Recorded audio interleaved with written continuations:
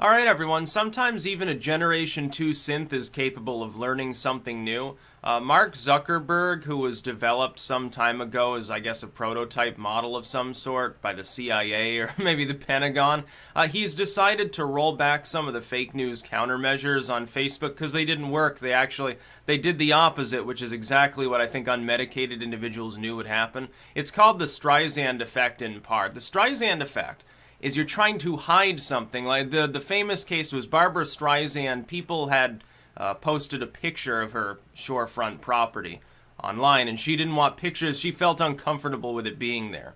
So she ordered it to be taken down. The problem is that the handful of people that had been interested in it before, once they got wind of the fact that there was a legal case brewing, they slapped it all over the whole internet. It multiplied thousands of times over in interest, and all of a sudden there is no way any longer to remove it. There's a modified sort of takeoff of the Streisand effect, though, or it's curiosity related, where you're trying to hide something in a half-assed way. Look, because of the structure of social media, it's like limited state on YouTube. Because of the way these sites work, there might be stuff they don't want you to see, but isn't specifically against their TOS, because if they overextend the TOS, they destroy their own sites, quite literally.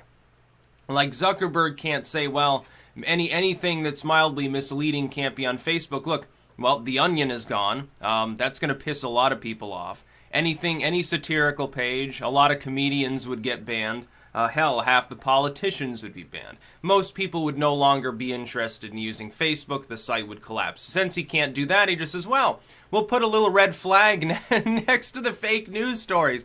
It's not going to work because now that stands out more. And the problem is, if it doesn't stand out, of course, people won't really notice the notification that you're giving them that it's fake. So what they're doing now, they're switching to something that I think is not even particularly draconian. It actually makes sense, which is that if something has been marked as potentially fake or misleading, they'll just give you related stories as well, right below the main post that sort of balance it out. Yeah, no problem with that.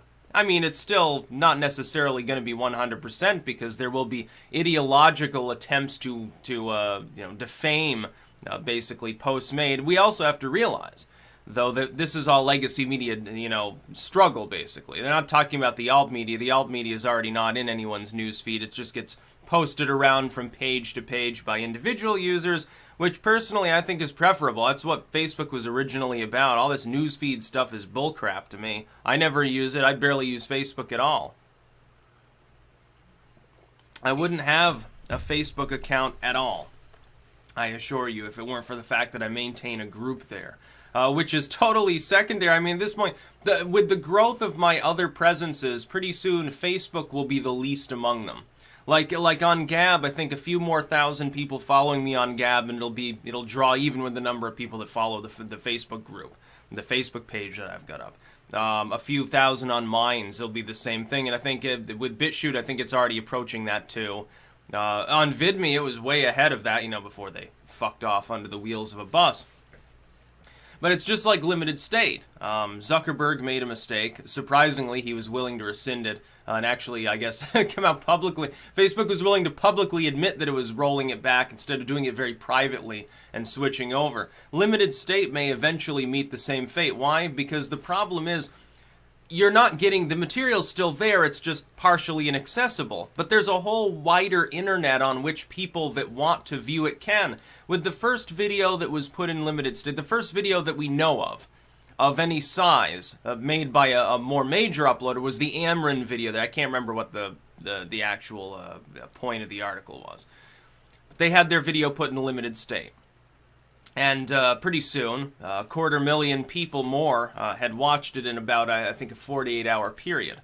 And trust me, not all of those individuals are part of, the far-right Nazi echo chamber, whatever the opponents of a group like Amron probably cast off. No, a lot of those people were probably just centrists that saw it posted on some random site. And now they've been exposed to material that you yourself are saying it's like, extremist, but not extremist enough to violate TOS. Now again, though, if you look through that list, here's why we know that, like, Zuckerberg, when he says, I'm worried about fake news, he's full of crap or something. You look at the limited state lists that have been compiled.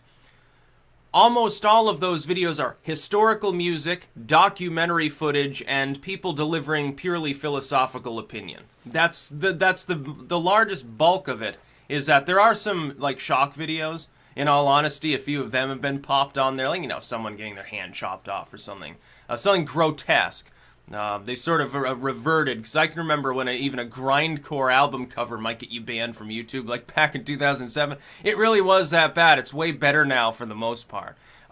Limited State could go the way of the dinosaur because of the dynamics of how it works. And by the way, to people saying, we need to fight fake news, the tech firms need to do more. You trust a multi-billionaire, a 1% of the 1%er to tell you what is or is not fake? Don't you think that it would be a motive for Facebook to block out stuff that's, you know, I don't know, critical of Facebook, critical of in support of anti-monopoly maneuvering or something like that? Oh, you know, we're only going to deliver news articles that praise this new bill that's being suggested to allow Facebook to, you know, do X, Y, and Z. We're going to suppress this story about how Facebook abuses, like, third world, you know, call center workers. You know, it doesn't make sense. The social media firms need to be held to account. I'm beginning to grow more positive towards the idea of declaring these public utilities. At least for some purposes. It needs to be heavily constrained. The FCC definitely doesn't need to be involved. Preferably it'd be a constitutional thing. But it could work, I suppose.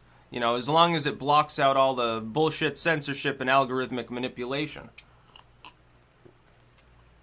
That's probably what we need as a stopgap measure. Literally as a temporary measure, because I think there'd be problems with that too.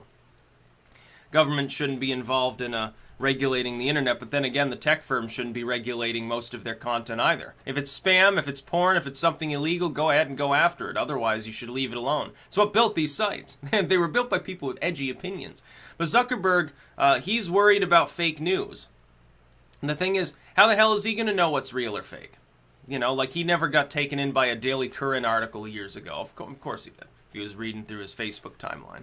And his timeline's full of crazy shit, I'm sure. I can't even imagine the incoming messages that Zuckerberg actually gets. It'd be pretty funny. That's about all. Peace out.